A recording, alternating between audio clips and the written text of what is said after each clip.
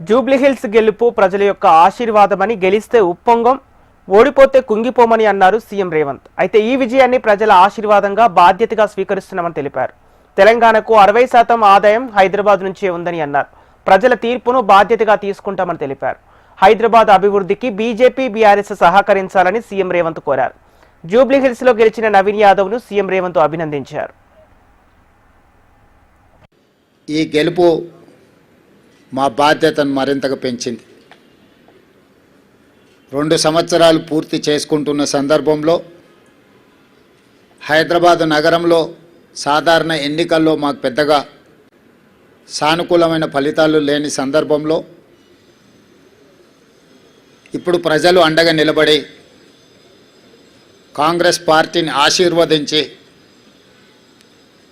తెలంగాణ రాష్ట్రాన్ని సంక్షేమంలో, అభివృద్ధి కార్యాచరణలో ముందుకు వెళ్ళండి,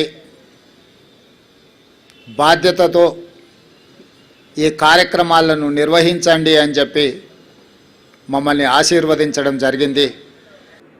ఇక్కడ వస్తున్న ఆదాయాన్ని రాష్ట్రం నలుమూలల సంక్షేమం కోసం, అభివృద్ధి కోసం ఖర్చు పెడుతున్నాం. ఈ నగరాన్ని కాపాడుకోవడం, ఈ నగరాన్ని అభివృద్ధి చేసుకోవడం, ఈ నగరంలో నివసిస్తున్న ప్రజలకు మౌలిక వసతులను అభివృద్ధి చేయడం, ఉద్యోగ ఉపాధి అవకాశాలు పెరగడానికి అవసరమైన ప్రణాళికలు రచించడం అనే దాన్ని పూర్తి స్థాయిలో మా ప్రభుత్వం నిర్వహిస్తుంది.